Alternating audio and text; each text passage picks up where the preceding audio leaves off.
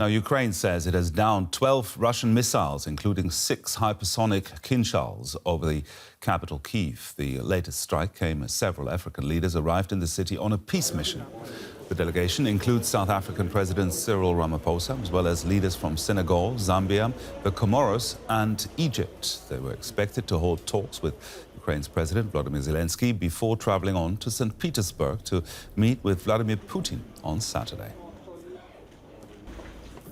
DW correspondent Nick Connolly joins me now from Kyiv. Nick, what more are Ukrainian officials saying about this latest strike that happened?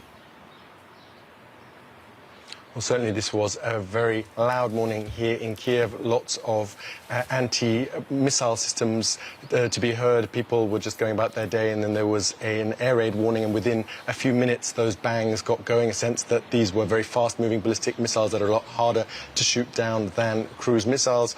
For now, they're talking about 12 missiles in total that were shot down over Kyiv, and this does come as some surprise in the past when prominent foreign visitors have come to Kyiv, especially ones with good ties to Russia, as the case with the African delegation. The Russians have chosen not to attack Kyiv. That was the case when the Chinese representative was here a couple of weeks ago, and this time very different. I think there's a real hope here in Kyiv that this will bring home the reality of this war, will move maybe some of these leaders away from their position of neutrality, stop them calling this a conflict, get them to realize that this is a war. There's a sense there that, seeing these things, experiencing it on your own is a very different proposition to reading the news about Ukraine from afar. So that's definitely the hope here, that they can also get these African leaders to sign up to Ukraine's efforts to get negotiations going, rather than trying to kind of chart some kind of course of strict neutrality between Russia and Ukraine.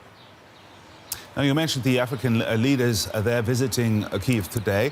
How does this meeting, this mission today, differ from previous encounters with representatives from foreign governments, for example, most recently from China or Indonesia?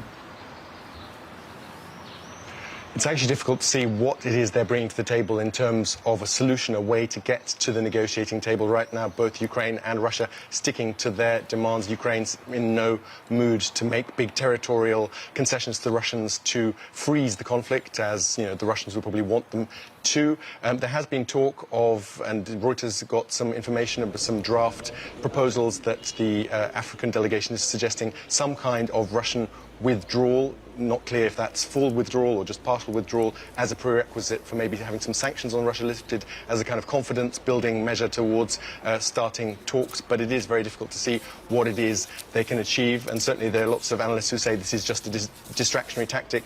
South Africa coming in for a lot of criticism for its links to Russia, and maybe this is just about the PR after all. Nick Connolly there reporting from Kyiv. Thank you, Nick.